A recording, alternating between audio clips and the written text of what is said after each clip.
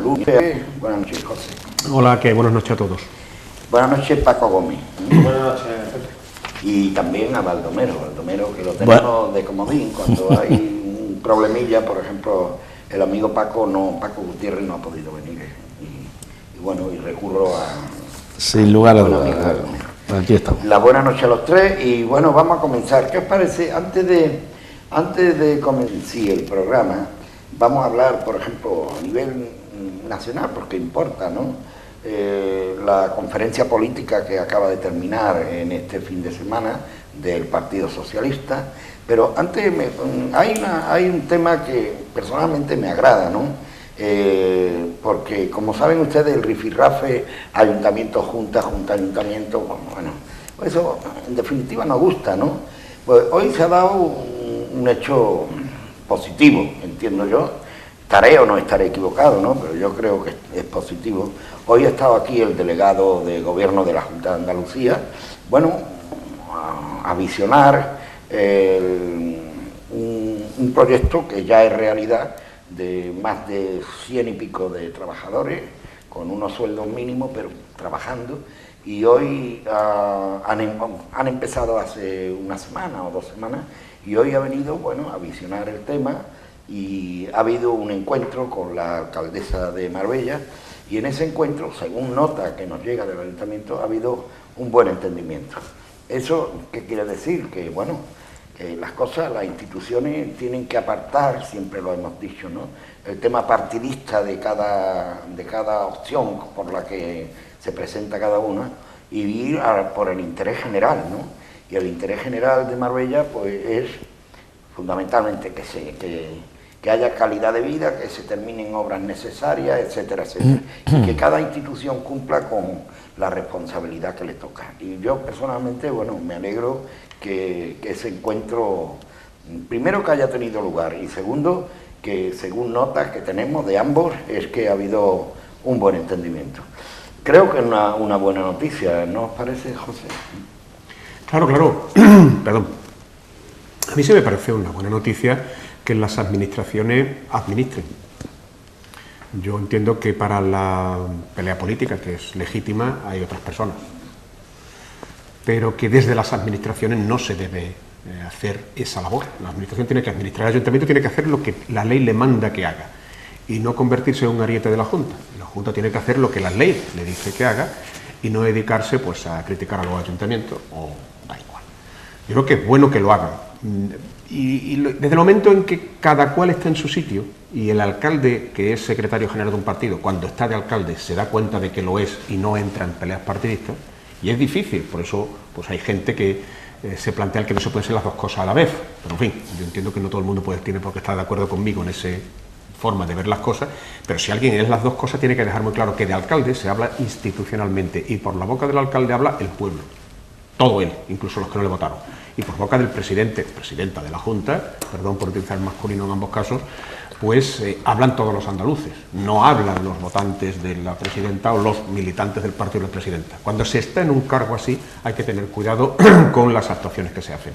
Y esto al final lo que hace es que encrespa innecesariamente, tiene rédito político evidentemente, lo hacen porque tienen beneficio político, pero encrespa innecesariamente las relaciones entre administraciones que al final tienen que ir a bien, porque por el bien de los ciudadanos tienen que ir bien. Pero es que además incluso al corto plazo les permite jalearse, pero que a medio y sobre todo a largo plazo la gente no entiende esas cosas, la gente no le gusta esas cosas.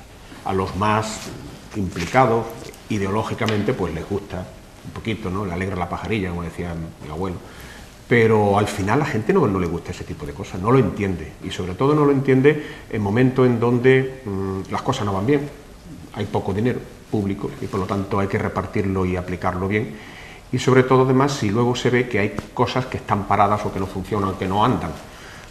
Es decir, y sobre todo cuando se da el mal ejemplo de que obras, actuaciones, acuerdos se firman y no se cumplen, o obras que se hacen y yo pongo el ejemplo siempre de la piscina de Miraflores. Ahí hay un letrero que pone cofinanciado y pone el ayuntamiento pone no sé cuánto, la Junta pone no sé qué.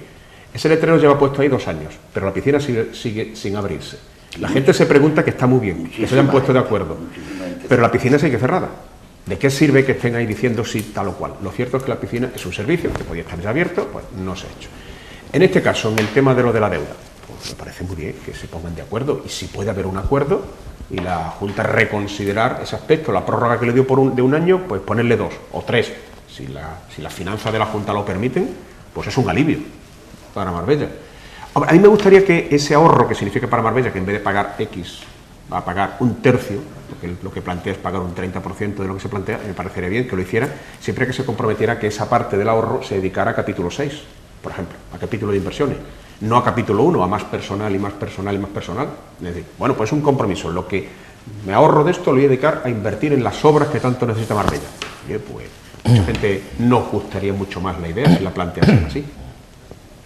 ¿Y tú qué piensas?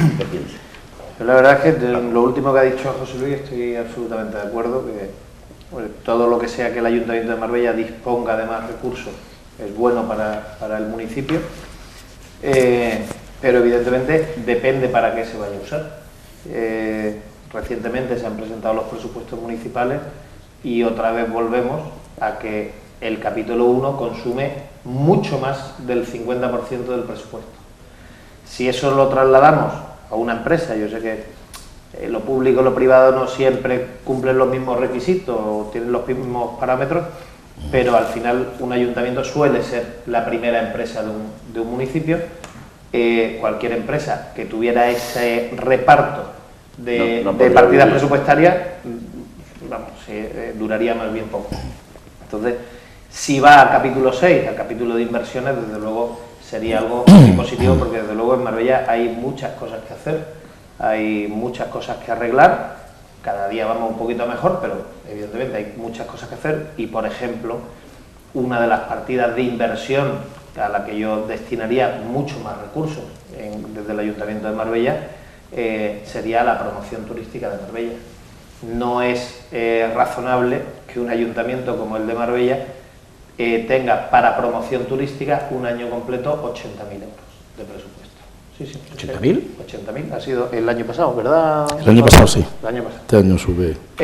Sí, bueno, habrá subido no sé si a 120.000 o 150.000, vamos, algo de risa cuando nos estamos consumiendo prácticamente el 60%, si no me equivoco, del presupuesto en capítulo 1, que es gasto de personal.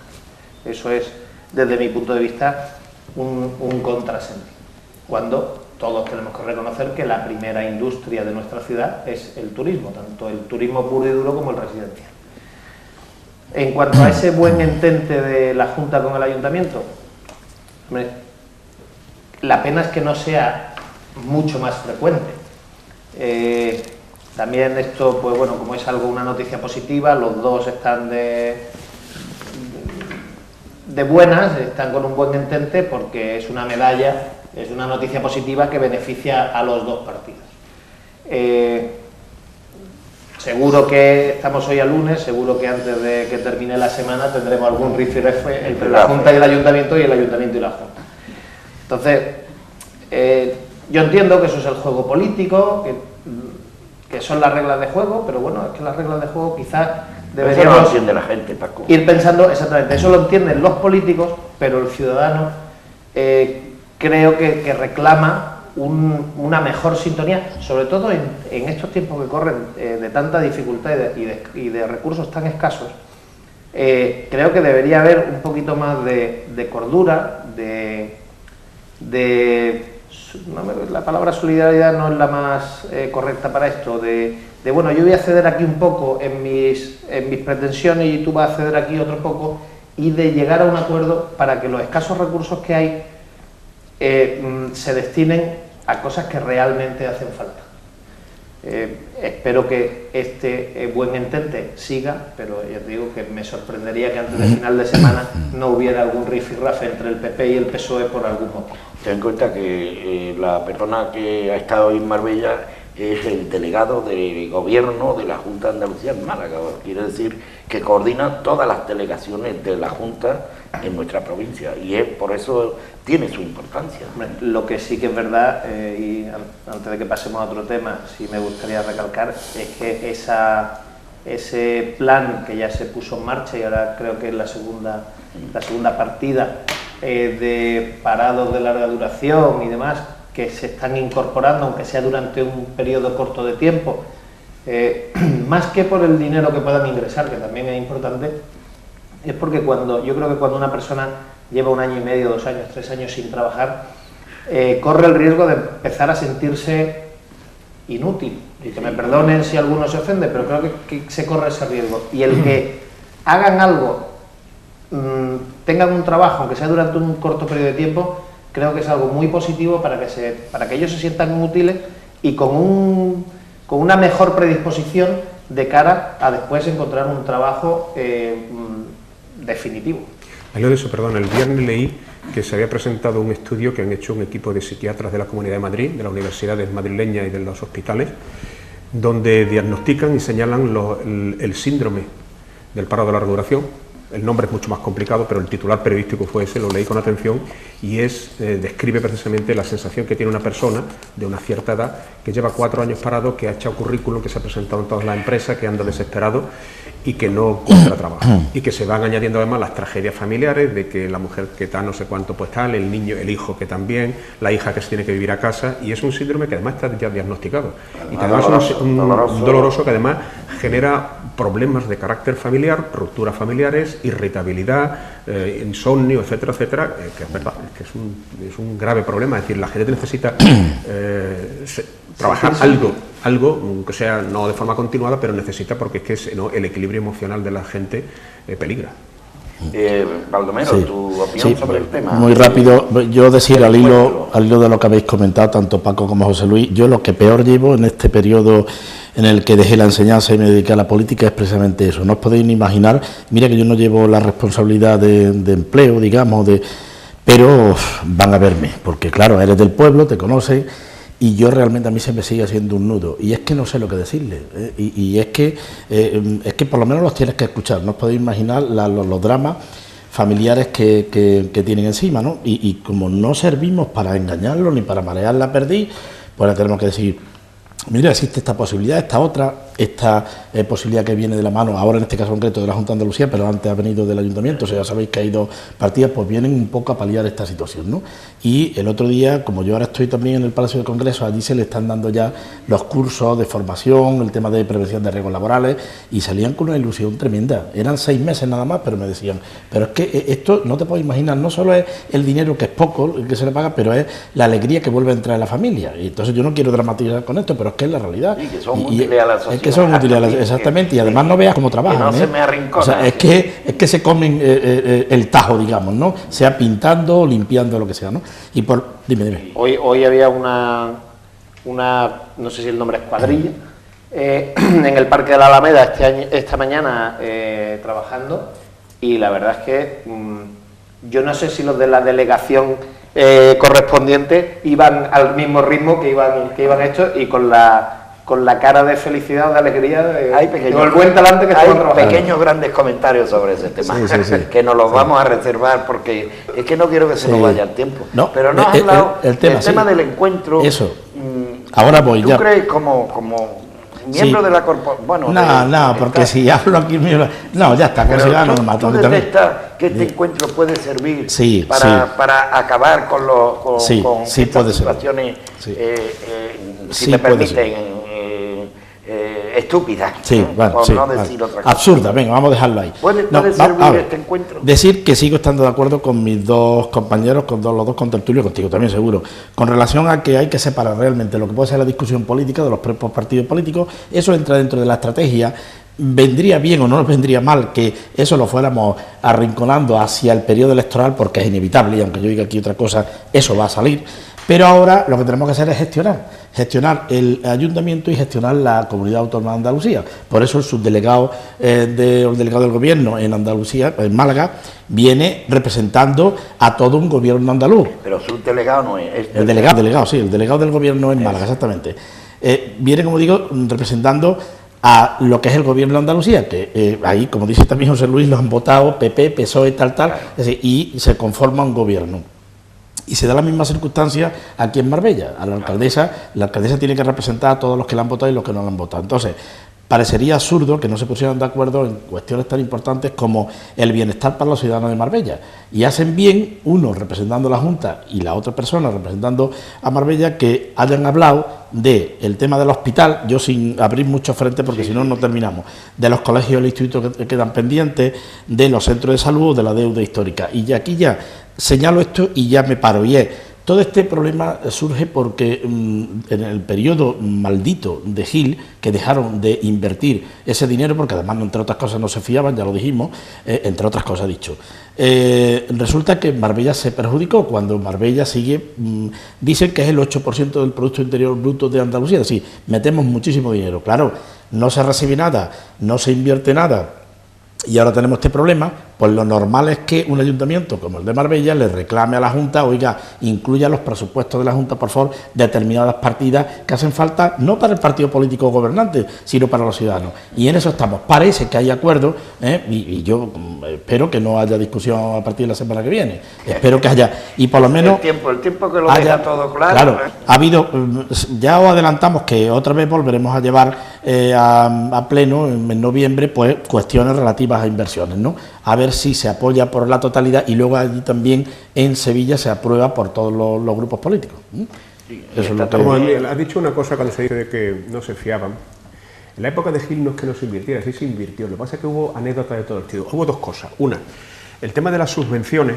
Hay que recordar que por ley no se puede otorgar subvención a quien no esté al corriente de sus deudas con la Seguridad Social y con Hacienda. Correcto. Y entonces el requisito para que el Ayuntamiento de Marbella recibiera subvenciones de las que están regladas, que salen todos los años, que se reparten entre los ayuntamientos nuevamente en proporción a su población, el requisito que le pedían para poder cobrarla era que presentara el certificado de Hacienda y de la Seguridad Social que estaba al corriente. Lógicamente lo sabemos perfectamente que ese certificado nunca existió. No pagó ni uno.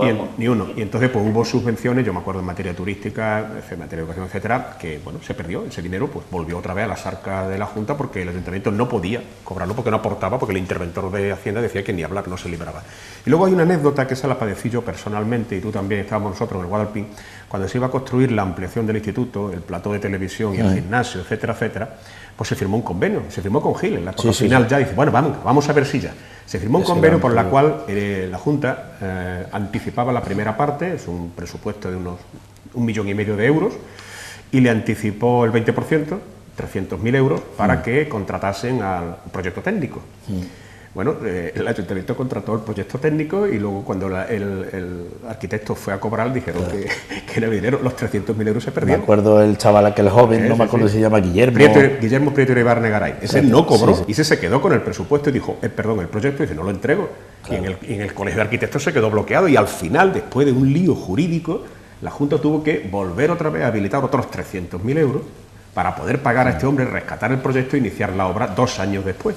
Y esos 300.000 euros supongo que estarán en alguno de los sumarios de estos por ahí perdidos, a ver quién se quedó con los 300.000 euros que se le transfirieron para pagar. Es decir, no es que no fueran de fiar, es que lamentablemente fue así.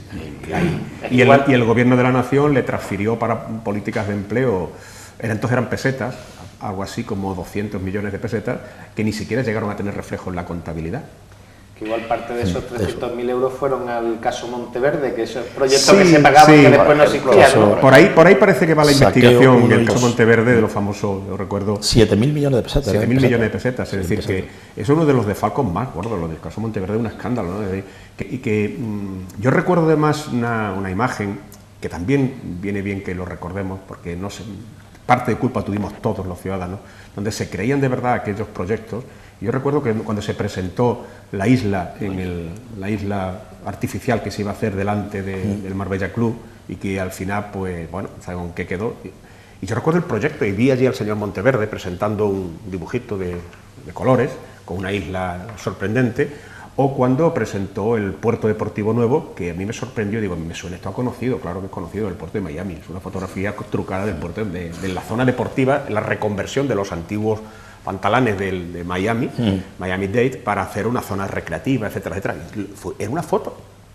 Y con eso era todo el documento. Y eso era todo el documento, una foto en colores, ¿no? Y cosas así. Bueno, y por eso pues cobró, creo que fueron 20 y tantos millones de pesetas por esa foto del Pero lo de la isla sí debo decir que alguna gestión más se hizo, porque yo conozco una empresa de Madrid que se dedica a hacer carreteras, o puente de carretera, y a ellos le pidieron presupuesto para todas las vigas, todo el puente que llegaba desde la tierra hasta esa isla maravillosa que se iba a construir. Sí, sí, Bueno. si el presupuesto se lo pagarían y además le dirían, hablo en condicional, inflalo porque entonces hay para todos. Para todos, No sé si esa empresa sería el caso o no, cobraría, pero así funcionaban, ¿no? Sí, yo lo digo porque yo conocí al señor Monteverde a través de la televisión cuando le vi presentando en el Salón de Plenos, por eso sacaban los casos que yo recuerdo que él estuvo presente presentando y explicándole a la prensa y a los ciudadanos, a los palmeros, que estaban allí llenos a rebosar aquellos proyectos, y luego una rueda de prensa, eso sí, con unos paneles de colores aquí delante de la mesa, el parque de atracciones, que todos sabemos que era una copia de Euro Disney, literal, tachó Euro Disney y lo pusieron. Y cuál fue otra también, el Palacio de Congreso que se iba a hacer en la finca El Pinillo, pero vamos, eso fue una rueda de prensa, no fue en el Salón de Plenos. Bueno, ¿os parece que hablemos de, bueno, hay un hecho a nivel nacional que tiene su interés o su importancia de que lo comentemos, ¿no? Es la jornada política que se han celebrado este fin de semana, concretamente en Madrid, el Partido Socialista, una jornada que parece ser que tiene su interés, dado que ha servido para hacer, en mi opinión, un estudio de quiénes somos y quiénes tenemos que ser, más o menos, ¿no? ¿Qué os parece de lo que podáis haber recogido? ¿Qué os parece este tipo de actuación política? ¿Qué resultado tiene o puede tener para algo que nos interesa a todos, ¿no? El funcionamiento de nuestro país, ¿eh? Porque de todo es conocido que, bueno, ahora mismo hay un mare magnum, sobre todo en los dos partidos mayoritarios, que están perdiendo votos a chorro, por ese cabreo lógico de la ciudadanía en las encuestas. No dejan de ser encuestas, pero están ahí, ¿no? Y que entiendo yo que los partidos, tanto unos como otros, pues tienen que tomar, y de hecho están tomando medidas para corregir y poner las cosas en su sitio en función de la ideología tanto del Partido Popular como del Partido Socialista. Opiniones. ¿Quién quiere empezar? Tú mismo. Bueno, eso es, desde mi punto de vista, que soy una persona ajena a la política, bueno, ajena a que no participo activamente de la política, yo creo que eso está para la fernalia interna del partido, de cara a la galería, para vender un lavado de imagen. Lo que yo no estoy seguro es si la estrategia del PSOE en esta conferencia política ha sido la más acertada. Han puesto en valor a un personaje nuevo dentro de la política nacional, como es la presidenta de la Junta de Andalucía, que ha sido un descubrimiento en principio para todo el mundo, porque era una persona poco conocida. Y la verdad es que a mí me sorprendió mucho en las primeras declaraciones que empezó a hacer como presidenta de la Junta de Andalucía, con un tono muy conciliador, un discurso razonable, pero después la actuación no va aparejada. También es verdad que lleva poco tiempo, veremos a ver cuando ella empiece a aplicar... ¿no? 100 días, ¿no? Yo creo que más de 100 días, porque en un gobierno autonómico en 100 días no cambia uno el rumbo de la política, creo yo, ¿no? Pero quizás cuando ella empiece a aplicar ya su forma de gobernar, veamos otra Junta de Andalucía, ojalá. Pero vuelvo al discurso, ponen en valor a una persona con un discurso más moderado, que dice lo que mucha gente piensa, de que eso de que los catalanes por su lado, eso que es, o sea, cosas con un cierto sentido de lo que se habla todos los días por la calle, los ciudadanos. Y por el otro lado, tiene a Elena Valenciano, que sale diciendo que de esa conferencia política sale un PSOE más rojo, más morado y más verde. ¿Qué significa eso? O sea, nada, ni mucho menos el discurso de la presidenta de la Junta de Andalucía, que es más de conciliación, más moderado, sino más rojo es un giro más hacia la izquierda.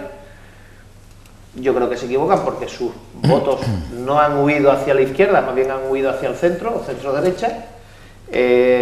Más morado significa más republicano, de hecho ayer pudimos ver los abucheos que se produjeron cuando se habló de la Casa Real, y más verde, bueno, más ecología, eso desde luego a mí no me parece mal, siempre y cuando ese más verde no signifique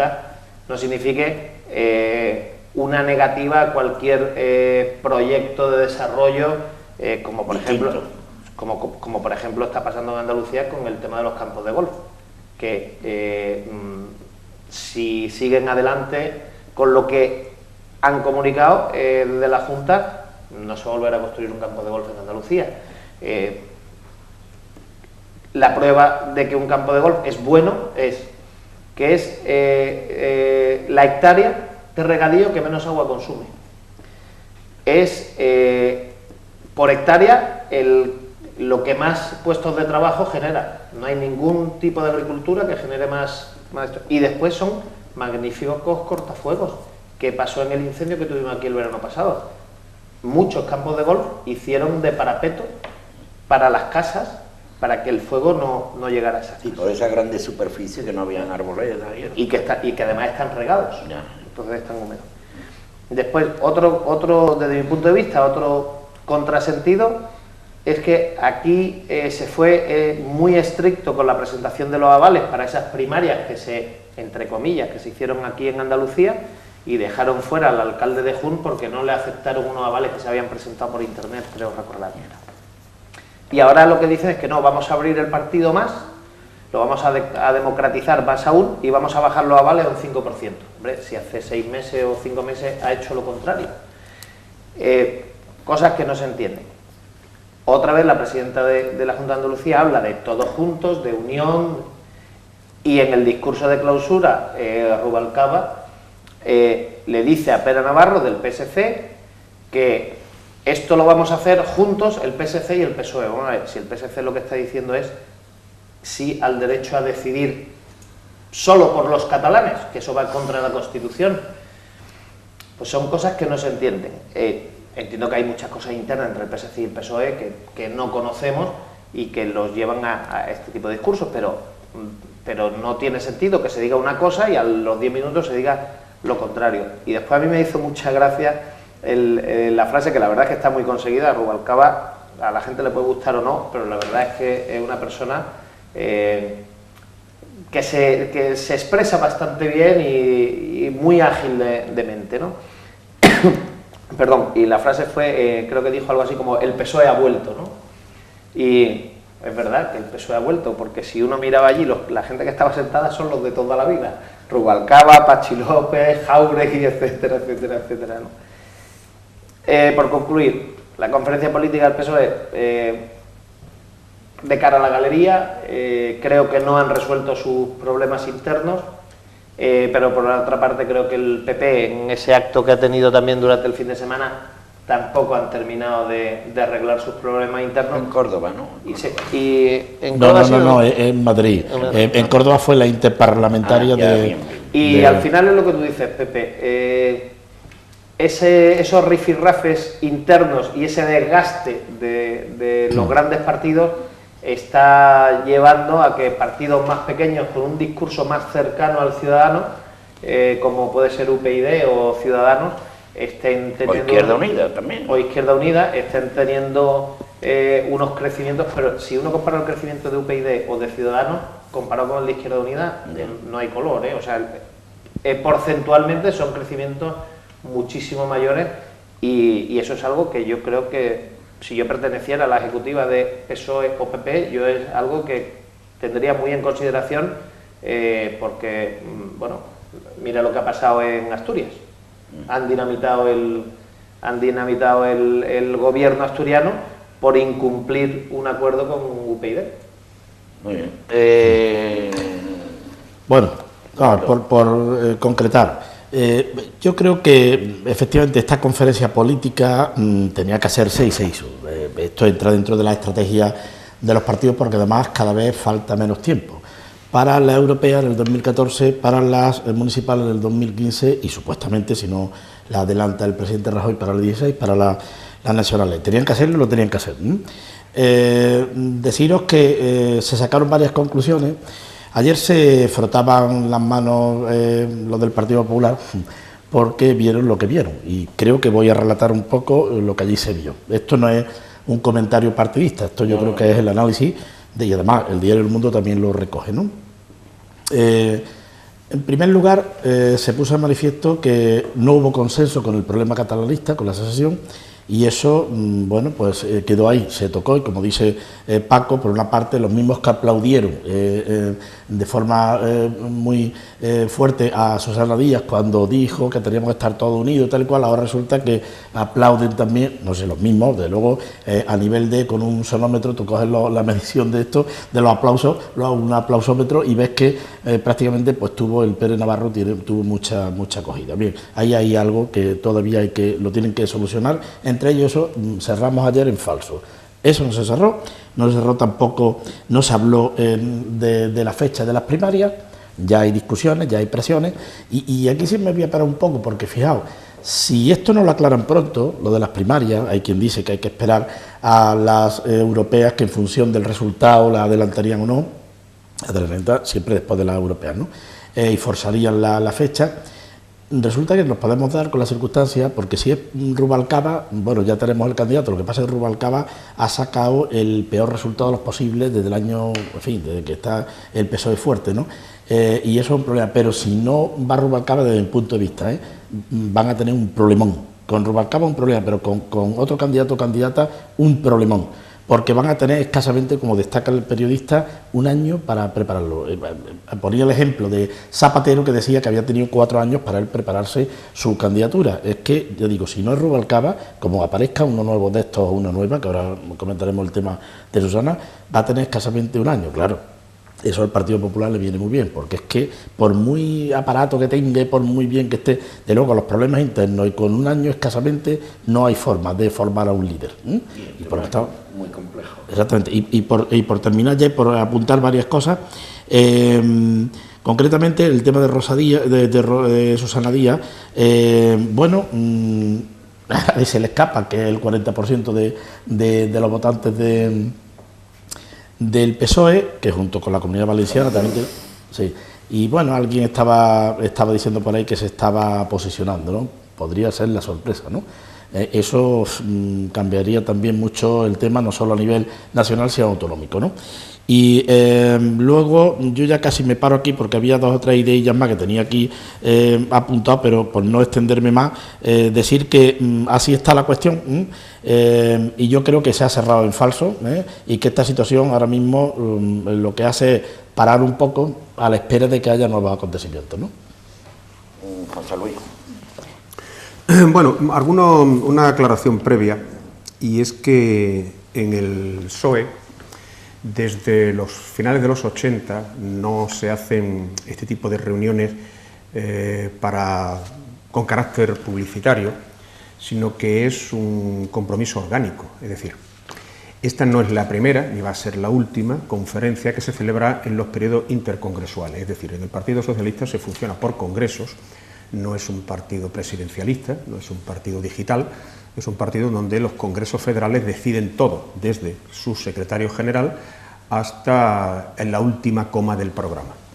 ¿Cuál es el problema? El problema fundamentalmente se surge con una sociedad tan cambiante como esta, es que hay apartados del programa que necesitan de un tratamiento mucho más en profundidad que el que se puede hacer en un Congreso Federal, donde hay aproximadamente unos 190, 210 resoluciones de carácter programático, como mínimo, porque son congresos donde se trabaja mucho en ese aspecto, porque a fin de cuentas es un partido de ideas, no es un partido de voluntad. Bien. ¿Qué sucede? Pues que los grandes temas requieren un tratamiento específico. Entonces se acuerda que en los periodos intercongresuales, es decir, cada 4 años alternándose con los congresos, habrá conferencias de carácter sectorial. Y hay que recordar que hubo una conferencia de organización precisamente para crear el modelo de partido, conferencia que se celebró en Sevilla hace 8 años. Hace 4 se celebró una conferencia para resolver el problema territorial, que se celebró en Granada, en donde el Partido Socialista ya dijo cuál era el modelo de nación que quería, y está ahí. Y el problema catalán, por decirlo de alguna manera, está resuelto ahí. Otra cosa es que, lógicamente, se pueda convertir o no en titular en función de que uno se deje llevar de la confrontación entre el señor Rajoy y el señor Mas. Pero el Partido Socialista tiene claro y por escrito cuál es su postura en materia de Cataluña, y decir no a la secesión, no a la independencia de Cataluña, sí a la federalización de Cataluña y de otros territorios dentro de un Estado federal. Eso no es nada nuevo. Esta conferencia no ha dicho nada contrario a una conferencia que duró 3 días, en donde se trató en exclusiva el modelo territorial. Este es un tema que lógicamente a mucha gente le interesa sacar el espantajo y que sería un error por parte del Partido Socialista entrar en ese debate, porque en ese debate, afortunadamente, si alguien lo tiene claro, es el Partido Socialista. Es un modelo federal que gustará más, gustará menos, algunos pensarán que es una utopía, otros tal, pero a fin de cuentas tiene una posición, y esa es la que es. Y esta se ha dedicado fundamentalmente a otra situación, a los nuevos tiempos, etc. Por lo tanto, no es de extrañar que haya estas conferencias. Segundo, en esta conferencia, fundamentalmente, lo que se quería hablar era el tema de primaria cuando hay un pequeño problema. Quien decide las primarias no es una conferencia. Por lo tanto, lo que se ha dicho no es ni más ni menos cumplir las normas. Igual que cuando alguien dice, cúmplase la ley. Bueno, es que la norma dice claramente que la decisión si se hace o no se hace en primaria y de qué manera se pueden hacer, no es ni más ni menos que el Comité Federal. El Comité Federal no es la ejecutiva, no son unos cuantos, es un órgano que tiene aproximadamente 300 y pico de personas, donde se representan todas las provincias, todas las comunidades autónomas, juventudes socialistas, etcétera, etcétera. Y ese es el único órgano que tiene esa capacidad. Entonces ha dicho, bueno, pues el Comité Federal se reunirá para tratar de las primarias, dejando bien claro que va a haberlas, porque también se ha dicho, ¿va a haberlas o no va a haberlas? Eso no hay ninguna duda, las va a haber. De hecho, las hubo. El Partido Socialista todavía puede presumir de que hace lo que nadie ha hecho todavía en este país, que es que su candidato a presidente del gobierno lo eligen los militantes. Eso no lo ha hecho el PP. El PP era la libreta azul del señor Aznar. Yo no sé, yo no recuerdo nunca que el PP haya hecho un congreso para elegir a su candidato. Jamás. Siempre ha sido designado por el que se iba. Fraga puso a Aznar, Aznar puso a Rajoy, Rajoy pondrá a quien a él le apetezca, porque esa es la forma de trabajar así. Pensemos que al mismo tiempo en Sevilla había una reunión, una comida de 3 personas, entre la señora de Cospedal, el señor Zoido, presidente de Andalucía, para ponerse de acuerdo en quién va a ser el candidato del PP a la autonómica andaluza. Ya ni siquiera la reunión de la ejecutiva del PP, no, 2 personas. Bien, va a haber primarias y la única cuestión es si se hace con el reglamento actual o se cambia el reglamento. Las primarias en Andalucía se hicieron con el reglamento que había en vigor, que pedía un 10% de los avales. Es que eso era el reglamento y en ese momento nadie podría haber puesto más o menos. No se podía haber puesto el 5% en Andalucía porque hubiera sido incumplir la norma, incumplir una ley. Si se piensa que el 10% es dificultoso para que aquel que no está en el aparato la recaude, pues se plantea, bueno, vamos a bajar el número para que de entrada todo el que está en el aparato tiene una ventaja. Lo tiene fácil. Tiene a los secretarios generales, tiene las listas, tiene el censo, tiene más posibilidades. Oye, es más fácil que alguien que esté en el aparato, en el gobierno del partido, reúna el 10 o el 20% de los avales. Que alguien que viene de fuera, un outsider, es mucho más difícil. Si de verdad lo que se quiere es democratizar el partido, como es lo que se plantea, vamos a reducir el porcentaje de primaria y siguiendo el modelo francés. 5% de los militantes, en este caso se amplía a simpatizantes, es decir, que una persona que no milita en el PSOE, mediante un requisito muy sencillo, puede firmar a favor de una persona, avalar a una persona y luego participar en la elección de esa persona, si le parece oportuno, y por lo tanto se abre a más gente, no solamente a los 250.000 que están militando, sino a más gente que quiera participar en ese proyecto. Por lo tanto, yo creo que es un modelo de democracia que ya quisiéramos todos, que todos los partidos. Por cierto, la Constitución dice los partidos políticos han de ser democráticos. Es una imposición constitucional. Dejo eso ahí. Dejo eso ahí. Tercero, el partido sale con un mensaje en la conferencia. Lógicamente los mensajes han de ser simples porque han de ser fáciles de incluir en una noticia de un medio de comunicación. Tiene que ser un titular de televisión, porque no nos engañemos, el medio lo es todo. Y el que no es capaz de llegar a los medios no se come un colín. En política hoy día o tienes a los medios de tu parte o al menos te hacen un poquito de caso o nadie se entera de que existes. El Partido Popular tiene una cantidad inmensa de poder mediático y el Partido Socialista tiene que abrirse huecos siendo como uno de los grandes partidos. Imaginemos los pequeños. UPyD, cada vez que consigue un titular en la televisión, yo creo que hacen palmas con la oreja porque es muy difícil entrar.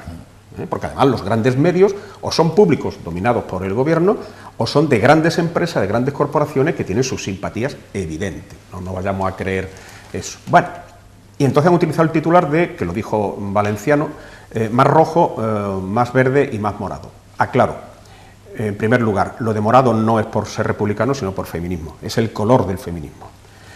Por lo tanto, no tiene que ver con el republicanismo del partido, que por cierto está en los estatutos desde 1911. Y no se ha cambiado, ¿eh? Nunca se ha ocultado que el Partido Socialista es un partido republicano. Nunca se ha cambiado. Nunca nos hemos ocultado nuestra vocación republicana, aunque no tenemos ningún inconveniente en convivir con la monarquía si entendemos que eso es lo que los españoles deciden mayoritariamente, pero somos republicanos, que nadie se engañe. Y en segundo lugar, ese eslogan, además, puesto ya a buscarle una crítica, es copiado. Ese eslogan no es de Elena Valenciano, ese eslogan ya lo dijo Felipe Alcaraz. Cuando salió elegido coordinador general de Izquierda Unida en Andalucía, dijo que era un partido rojo, verde y morado. Bueno, así que digamos que Elena Valenciano por algún motivo le ha copiado el eslogan al dirigente de Izquierda Unida andaluza. ¿Y de qué se saca de la conferencia? Pues hay algunas cosas que a la gente que estamos en el territorio de la izquierda nos resulta extremadamente agradable de oír, otras menos. A mí particularmente, y a gente que he podido conversar, muy poco, porque no ha dado tiempo apenas, pero a mí particularmente, lo que a mí respecta, me han gustado algunas afirmaciones. Por ejemplo, un nuevo modelo de política fiscal. Es decir, todos sabemos perfectamente que el sistema fiscal español es un desastre, en donde pagan los que trabajan, los que tenemos nómina, los que estamos pillados, el resto paga poco o nada, y las grandes fortunas pagan poco, nada o menos. Por lo tanto, es un sistema fiscal de los más regresivos de Europa. Lamentablemente es así. Que plantee un nuevo modelo fiscal, de tal manera que todo el que gane menos de 16.000 euros, los parados, los pensionistas, queden exentos del IRPF, pues me parece que es una buena noticia para que el peso de la fiscalidad no recaiga en aquellos que menos tienen. Amante de más cosas, no, pero sea muy largo. Pero al menos esa es una idea. Otra idea es la de que se garantice la sanidad por ley, para evitar que pase lo que está pasando, que con la reforma del Partido Popular hay gente que está fuera del sistema sanitario. Ya van por 600.000 personas sin cartilla.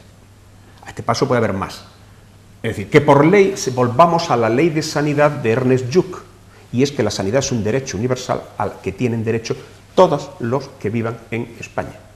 Estén en la situación en la que estén, es una persona humana. Y eso garantizarlo por ley, para que nadie pueda quitarlo. Y ley de carácter orgánica, además, que no la puede cambiar.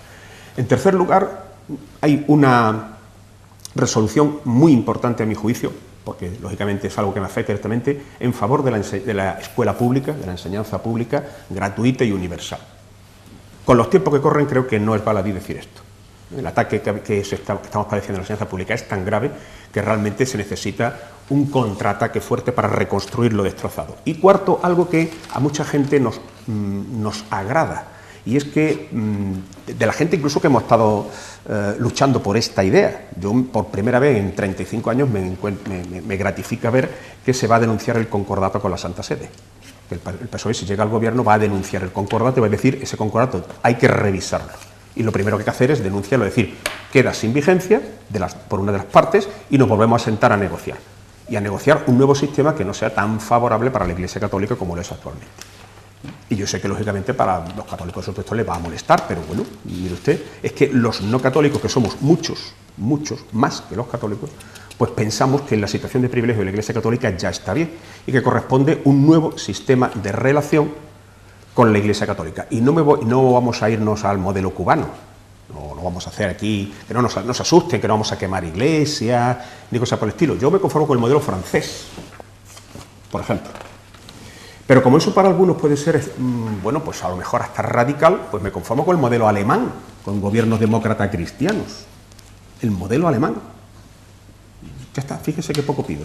Con eso, muchos de los que no somos anti nada, pero sí nos gusta ser pro todo, nos sentiríamos satisfechos. Y eso en la conferencia también se plantea, la denuncia del concordato con la Santa Sede. Los acuerdos que salen en la conferencia, ¿tiene que ratificarlo un congreso o sirve ya como...? Hay algunos que son resolutivos desde el momento en que se adoptan, y aquellos que afecten a los estatutos del partido tiene que refrendarlo el Congreso Federal. Pero los que son de carácter programático son válidos. A lo que vamos, ¿ustedes creen, y terminamos edición, creéis que esta conferencia sirve o puede servir para, digamos, retomar aire el Partido Socialista, o en función a los acuerdos que han tomado está bien la pregunta, no les va a beneficiar suficientemente? Claro, bueno. Yo Porque creo que estamos hablando de política, Sí, las cosas no. como son. Yo creo ¿no? que han errado el discurso por lo que he dicho antes. O sea, se le están yendo los votos por un lado y ellos apuntan hacia el otro. O sea que, pero bueno, lo del concordato. Bueno, entonces por esa misma regla de tres, los que no estamos de acuerdo con la ideología de alguna ONG, nos hacemos objetores fiscales para que parte de nuestros impuestos no vayan a esa ONG. No sé, eso es. Pero aparte, acaba de tener antes de ayer, 7 años el PSOE para haberlo denunciado. Pasa que ahora está muy bien en esta conferencia política, pues decir que voy a hacer esto, voy a hacer lo otro, pero si antes de ayer lo podía haber hecho. ¿Qué estabas tú en el gobierno? ¿Por qué no lo has hecho? Te O sea, contesto a eso. Te recuerdo que hubo un demagogia. proyecto de ley que se llamaba Ley de Libertad Religiosa, que estaba en el Congreso, donde venía eso entró en el Congreso, en el registro, solo que la disolución anticipada de las Cortes impidió que se votase. Pero eso ya hay un proyecto de ley del anterior gobierno y está ahí. Pero y ahí se la disolvió el PSOE. Claro, pero eso digo, pero que sí hay ahí. A eso ya está. Pero bueno, después, decía antes que el modelo de país y tal lo tiene muy claro el PSOE desde hace ya 4 o 5 años o 8 años en un congreso, pero ha dicho el Partido Socialista, ¿el obrero español o el catalán? El PSOE, claro. Es que el PSOE ha dicho en esta conferencia política que va a ir de la mano con el PSC y el PSC está a favor de la consulta soberanista, no federalista, sino soberanista, que si los catalanes deciden, o sea, están de acuerdo con hacer una consulta y si deciden que sean independientes, los propios catalanes que sean independientes. Eso lo ha dicho el PSC. Ni lo uno ni lo otro, ni el PSOE ha dicho que vaya de la mano, ni el PSC ha dicho que está a favor de la soberanía. Perdón, ayer Rubalcaba dijo, Pera, vamos a ir juntos. Ya, si Pera es de otro partido que no es el PSC, yo entonces igual me equivoqué al verlo. Habla antes de partido digital. ¿Qué militantes son los que han elegido a Susana Díaz? ¿O no ha sido el dedazo del señor Griñán? Que igual de mal me parece el dedazo del PP. O sea, pero no es una crítica al PSOE, sino... está muy bonito hacer discursos, pero después hay que ser consecuente con los discursos que hace un partido con su filosofía ideológica. El dedazo, Susana Díaz es presidenta de la Junta, hoy por dedazo del señor Griñán, no porque los militantes del PSOE de Andalucía la han elegido a ella, ni el pueblo andaluz la ha elegido a ella, sino... No, el pueblo no, pero los militantes sí han votado, ¿no? Ha sido un dedazo que les han dejado fuera a un dedazo, porque el reglamento establecía lo del 10%, pero yo no sé si el reglamento ese es tan avanzado como para establecer que no se pueden presentar los avales por internet, que era lo que alegaba el alcalde de Jun, cuando ha sido un adalid, o sea, el PSOE siempre se ha vanagloriado del alcalde de Jun, porque, oye, y está fenomenal que en un pueblo pequeño, retirado y tal, perfecto, o sea, la implantación de nuevas tecnologías, yo creo que es el pueblo más avanzado de toda Andalucía, y eso es mérito de su alcalde. Entonces, y después... No, pero te contesto, es decir, es sorprendente decir que Susana está ahí por el dedo de alguien, porque Susana Díaz se presentó a unas primarias. Se presentó a unas primarias. Las primarias no se pudieron celebrar porque los otros dos candidatos, no solamente el alcalde de Jun, sino también el exconsejero de Agricultura, no reunieron los avales, pero tuvieron un mes para reunirlo. Lamentablemente, y yo que lo lamento, no pudieron reunirlo, pero desde luego ahí no hubo dedo. Es decir, dedo ha habido en Ignacio González, presidente de la Comunidad de Madrid, sin pasar por las urnas. Dedo ha habido en el señor Fabra, presidente de la Comunidad de Valencia, sin pasar por las urnas. Dedo ha habido en otros muchos casos. Dedo ha habido en el señor Rajoy, que fue candidato sin tener ninguna intervención en el partido. Pero Susana Díaz no hubo elecciones a primarias porque no se reunió un requisito legal, y bien que yo lo lamento, porque me hubiera encantado ¿No que era además la de tener... de Griñán? ¿Perdón? ¿No era la no, la designada por Griñán? No había designación. Se abrió un plazo para presentarse candidatos. Se presentaron 3 candidatos que reunían los requisitos, que eran ser militantes del partido. Una vez que el comité comprobó que es verdad que lo eran, un requisito bien sencillo, si es 24 horas, se abrió un plazo para recoger los avales. Y, lamentablemente, yo también lo lamento, el reglamento dice que los avales han de ser personales con una fotocopia del DNI, que eso está anticuado, pero eso es lo que había en la ley. Por eso ahora tendrán que cambiarlo, porque yo me hubiera encantado, posiblemente, no, a lo mejor luego no hubiera votado, pero me hubiera encantado ver al señor alcalde de Jun, porque es un representante de las nuevas tecnologías en las que yo creo. Y yo estoy de acuerdo contigo en que los Todo el mundo tiene que abrirse a este sistema, y si ya se pueden hacer muchas cosas por Internet, ¿por qué no eso? Pero el reglamento existente dice que ha de ser personal, con una fotocopia del DNI y entregándolo en una sede, físicamente. Es decir, bueno, eso es antiguo. Cuando se redactó ese reglamento, pues parecía tal, pero eso ahora tendrá que cambiarlo. Pero desde luego Susana Díaz no le puso ningún dedo. Le pusieron 20 y tantos mil avalistas, que es mucho, 20 y tantas mil personas a firmarle, es un montón, ¿eh? Bueno, y por terminar de las cosas que él ha tocado, hay una cosa que, hombre, un discurso que queda muy bien, pero las cosas son como son y no como nos gustaría que fueran. Lo de que los sueldos más bajos no paguen IRPF, hombre, en otras circunstancias, si la economía del país pudiera, sería algo fantástico, porque esas rentas bajas podrían tener más dinero disponible para ahorrar, consumir, invertir en estudios de los hijos, en lo que sea. Pero eso es inviable. Eso es inviable, porque la gran masa de este país son asalariados, y eso de que las grandes fortunas pagan poco, a lo mejor porcentualmente pagan menos que los asalariados, pero en cuanto a masa, y si aquí el modelo que se va a implantar es el de Francia, que Dios nos pille confesado, porque aquí van a salir las fortunas españolas corriendo, pero pasado mañana, si mañana se aprueba, pasado mañana están en la frontera. Sí, sí, haciendo gala del patriotismo, es decir, la derecha, que es la que tiene las grandes fortunas, que invoca el patriotismo, demuestra ser el patriota. ¿Tiene las grandes fortunas? No, claro. No. Pues yo te voy a poner un ejemplo, que lo tengo que apuntar. No sé, bueno, no sé, a lo mejor no, ¿eh? Hay un francés muy patriota, que se vanagloria de ser francés, de los vinos franceses, de la gastronomía francesa, que es un tal Gerard Depardieu, que de derecha no es absolutamente nada. De hecho, él iba a los mítines y apoyaba al Partido Socialista francés, que ha tardado un cuarto de hora en salir corriendo de Francia cuando le han dicho: oiga usted, de lo que usted gane, el 75% para mí. Y ha tardado meses, vamos, un mes o 2 meses. Se ha hecho ruso. Y se ha ido a Rusia. No, se ha ido, no. Y ese de derecha no sí. es. Se ha hecho ruso. Bueno, pero lo que tú preguntabas, Pepe, yo no me quiero extender porque efectivamente hay más temas. Pues, la pregunta yo creo que era muy buena. Con lo que se ha planteado este fin de semana en el Partido Socialista, ¿le va a venir mejor o le va a venir peor? Esa es la cuestión. Bien, le iba mal. Y he dicho antes, lo primero que he dicho antes es que yo creo que tenían que hacer esta conferencia. ¿Qué es lo que han hecho? Y ahí están los estrategas, cada partido tiene su estratega y sus estrategias. Han dicho, bueno, vamos a sacar un medio programa electoral, que no estoy criticando, digo la realidad, leyéndolo con los periódicos. Efectivamente, no hay problema, quiero decir que no, cuando yo hablo que no es, digo haciendo un análisis, que ahora mismo no estoy, efectivamente han hablado. Tú estás como Baldomero León en este programa. Bueno, han hecho un medio programa electoral, yo creo que han hecho bien en sacarlo para ver cómo responde la gente. Como las encuestas están fatal, ya si ya no admitimos eso, mal vamos. Entonces han dicho, bueno, vamos a lanzar este mensaje a ver lo que pasa. Y yo ahora sí voy a opinar y voy a decir lo que creo que va a pasar. Efectivamente, van a ganar espacio por la izquierda, pero no porque lo digan los analistas políticos ni porque lo digan los periodistas, es que van a ganar con este mensaje votos que se lo van a quitar fundamentalmente a Izquierda Unida.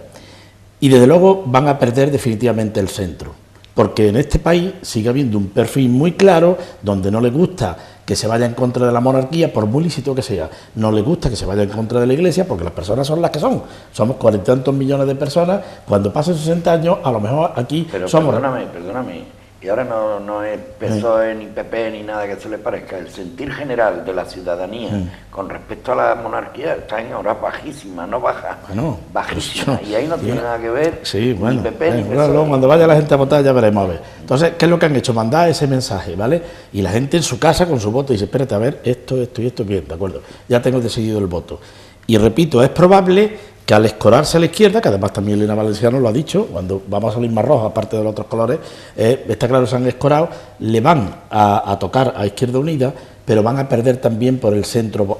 Ahora sí me implico y yo creo que incluso van a bajar de diputados. Esa es mi opinión, que me puedo equivocar.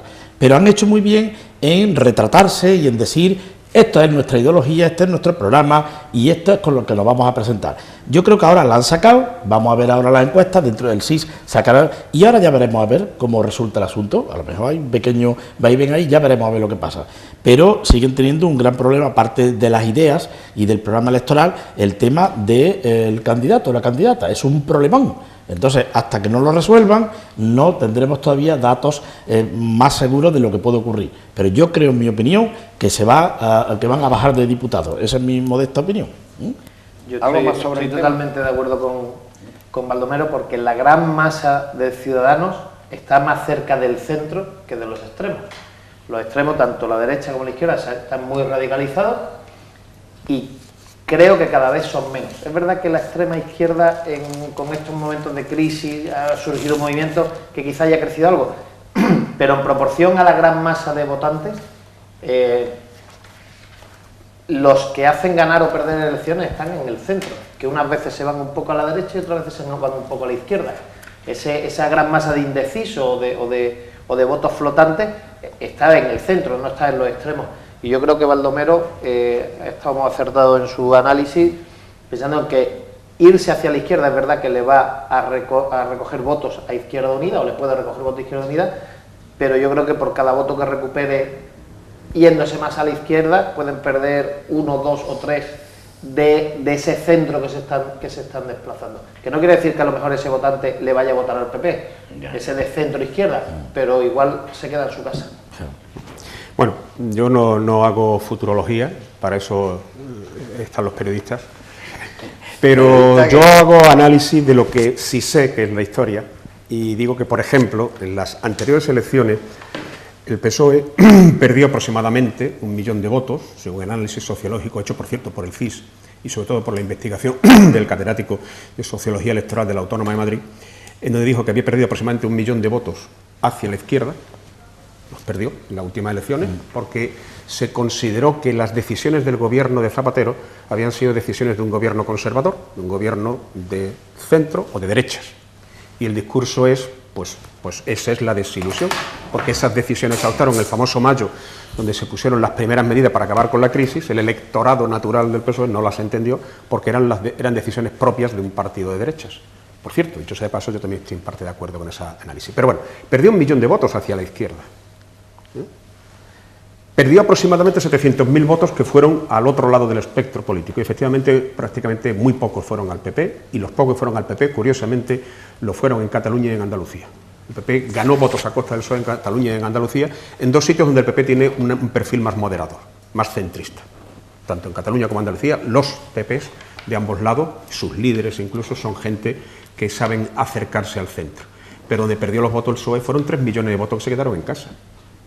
Esa gente no votó a nadie, esa gente se quedó en casa desencantado porque decía, como diría el de la copla, este no es mi PSOE, que me lo han cambiado. Por eso ha dicho Rubalcaba, el PSOE ha vuelto. Pero dejando aparte el chiste, el PSOE ha vuelto precisamente al ámbito donde sus electores le esperan ver. Esos 3 millones que no votaron al PSOE en las últimas, no le votaron sencillamente porque no reconocían al PSOE que ellos tenían. Y por eso decidieron quedarse en casa. No fueron a incrementar el voto de la derecha. Es decir, la derecha, Rajoy no tuvo más votos que Aznar y ganó las elecciones. Recordemos que las elecciones se ganan en porcentaje, en un número absoluto. Pero, bueno, y entonces el PSOE, el análisis, supongo, si la conferencia se ha hecho con ese motivo, que no es así, ya digo, pero suponiendo que se hubiera hecho con ese motivo, pues estaría acertado, porque es un mensaje dirigido a los 3 millones, al menos a los 3 millones que se quedaron en casa, y a lo mejor aparte del millón que votó Izquierda Unida.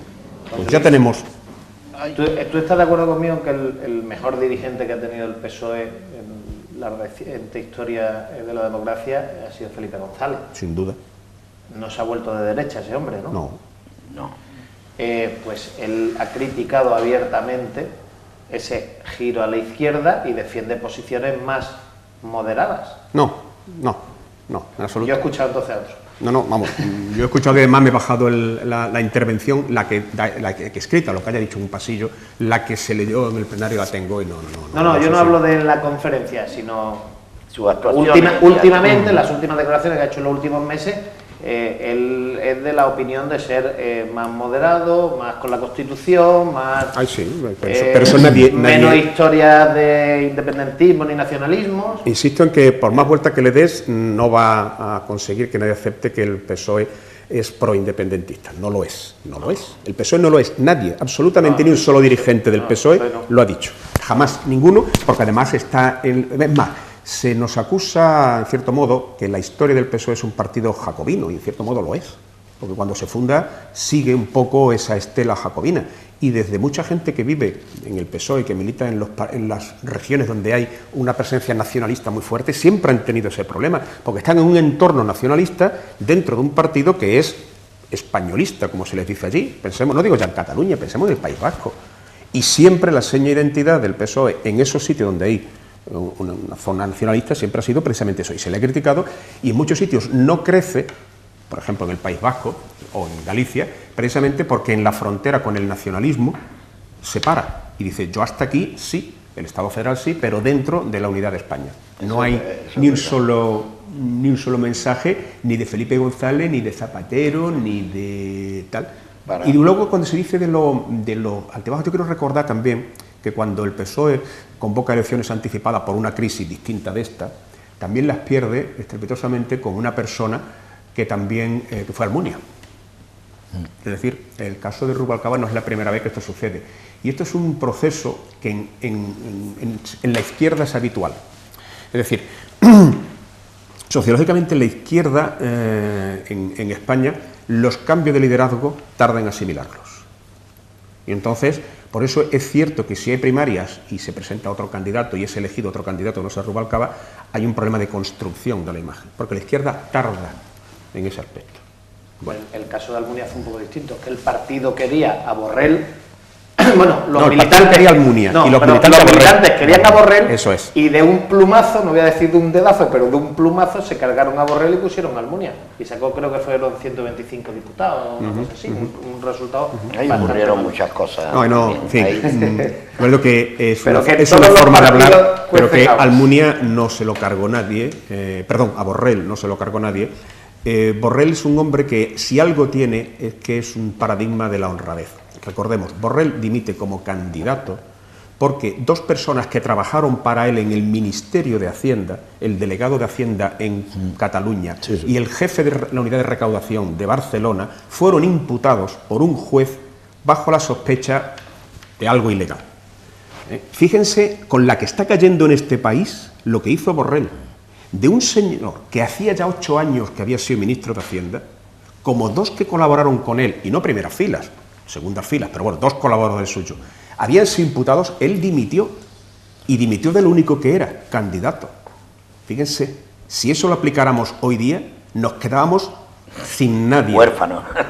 Nada más que coger la lista de imputados y la gente que está ahí, en lo que está, imagínense si la gente aprendiera de Borrell. Borrell se fue, pues José Luis, porque dijo... Sería bueno.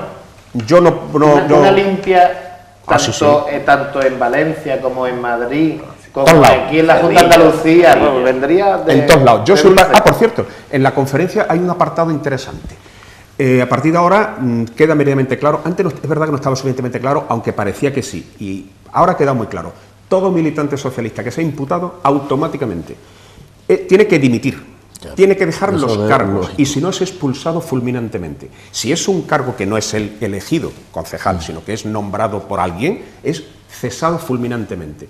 Al ser imputado, yo sé que eso es fuerte, porque todavía lo de la presunción de inocencia, pero mire usted, en los tiempos que corren, yo me parece que es un gesto que la ciudadanía va a agradecer. Mire usted, si un juez cree que hay motivos para imputarte, tú de entrada te apartas.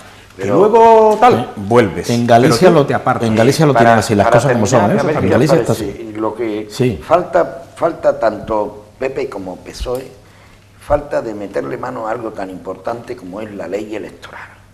¿Por qué de una puñetera vez tanto PP como PSOE no le meten mano a ese tema? Porque la ley electoral les beneficia a los dos, es que, a las minorías les beneficia. Pero eso lo beneficia. Demanda la ciudadanía, lo demanda. Sí. Bueno, de una la ciudadanía que vota a Izquierda Unida y a todos los demás lo demanda porque ve que su voto vale menos. Un voto de Izquierda Unida vale menos que un voto del PP o del PSOE. Pero es que PP, PSOE, PNV y Convergencia están de acuerdo en que el actual sistema electoral les beneficia. O sea, quiere decir que vamos a tener... Y yo me gustaría que hubiera un sistema corregido, porque yo lo que sí me da miedo es, primero, el sistema mayoritario creo que es espantoso, es un sistema, me parece que el sistema proporcional es mejor, pero que debería haber, se lo han planteado, un modelo corregido donde hubiera 50 escaños, sí, un número determinado, que sería un unidistrito, para todos los votos de todos los partidos entrar en esos 50, con una proyección de las últimas elecciones, con esos 50 escaños no provincializados, Izquierda Unida hubiera doblado el número de diputados y UPyD triplicado. ¿Ese sistema lo tiene aplicado algún país? Sí, en la segunda vuelta a Alemania. Hay Alemania, en fin, hay sitios donde hay una parte que tú votas y que es por distrito y luego una segunda parte que es una lista nacional que se reparte sin tener que llegar a un mínimo. ¿Tú estás de acuerdo conmigo en que si fuera más proporcional, porque la ley de Ont muy proporcional no es, si fuera más proporcional no sería mucho mejor? Porque el PSOE y el PP sería muy difícil que tuvieran mayoría absoluta, con lo que todo tendría que ser consensuado. De hecho, yo creo que los años que mejor ha funcionado España ha sido cuando el PSOE ha tenido que pactar con vascos y catalanes y cuando Aznar tuvo que pactar con vascos y catalanes. Creo que cuando no ha habido rodillo por parte de ninguno de los dos grandes partidos, todo ha funcionado razonablemente mejor. El país ha evolucionado en cuanto a convivencia, en cuanto a economía, en cuanto a todo, mucho más que cuando un partido ha llegado con su criterio y ha puesto el rodillo, equivocado, acertado, pero sí. Que nos vamos. Venga, que nos vamos, ya está. No, sobre todo los que le fue estupendamente al País Vasco y a Cataluña, que supieron hacer bien el chantaje político y se llevaron todo lo que pudieron. Eso es como todo. Gran culpa de lo que tenemos ahora la tiene, y yo y no soy sospechoso. Yo creo que Aznar fue ha sido el mejor presidente que hemos tenido en la reciente democracia, como gestión. Ahora, el patón que metió con la cesión de los tributos a las comunidades autónomas, lo estamos pagando. Y algunas cosas más también. En fin, bueno, que nos vamos. Bueno, yo quería también una cosa pequeña, es que el otro día tuve un caso que creo que lo comenté, creo que fue aquí, que me afectó mucho de un alumno mío. No fue aquí, perdón. Fue en otro medio. Sí. Bueno, pues entonces no fue aquí. Bueno, un alumno mío que el pobre se tenía que volver porque le habían quitado la beca Erasmus, el famoso escándalo de las becas Erasmus que quitó el ministro Vera así de golpe y porrazo, de noche y sin avisar. Él está en Copenhague y, bueno, pues si le quitaban la beca del ministerio tenía que volverse y, bueno, pues alegrarme, porque sé que su familia ve este programa sistemáticamente, que, bueno, que me alegro con ellos de que él y otros muchos miles más pues van a poder, al menos este curso, terminarlo y hacer su Erasmus allí. Hay algunos que si pueden hacer las cosas mal, las hacen mal. Sí. Bueno, es que parece ser, eso es, efectivamente. Nos vamos parece que les cuesta más trabajo hacer las cosas bien que hacerlas mal. Nos vamos con una noticia positiva, ¿me permitís? Venga, como tenemos aquí el rollo este del iPad que viene, y eso, por lo menos José Luis, a mí nos va a gustar, a vosotros igual también. Pero es recientísima, del país, hay que dar la fuente. Un juez obliga por primera vez a devolver la paga extra de 2012 a un funcionario. Me indican que es de justicia, ¿de acuerdo? Ven, y esto ya no tiene recursos, esto ya, y incluso el Tribunal Constitucional lo está viendo a nivel tal. Pues eso es lo que hay con tomar medidas que no se deben tomar. Claro, es que... Así que... Lo de la paga extra hay una base constitucional, es que la paga extra se cotiza, no es una paga adicional, es una paga diferida. Palabra lamentable. Bueno, que se cotiza a lo largo de 6 meses y que además es un derecho que hay. Entonces hay bases jurídicas y mucha gente que, bueno, están a la espera de lo que diga el Constitucional o la Audiencia Nacional. Hay 2 vías. Sí. Si una de las dos le da la razón a los demandantes, es de aplicación universal. Exactamente. Muy bien, pues gracias a los tres, a Baldomero, a Paco y a José Luis, como siempre. Y lógicamente a ustedes por seguirnos. El último programa tuvo en el apartado de redes sociales unas entradas fabulosas a este programa, es cosa que se agradece. Gracias, y a ustedes las gracias y hasta el próximo lunes.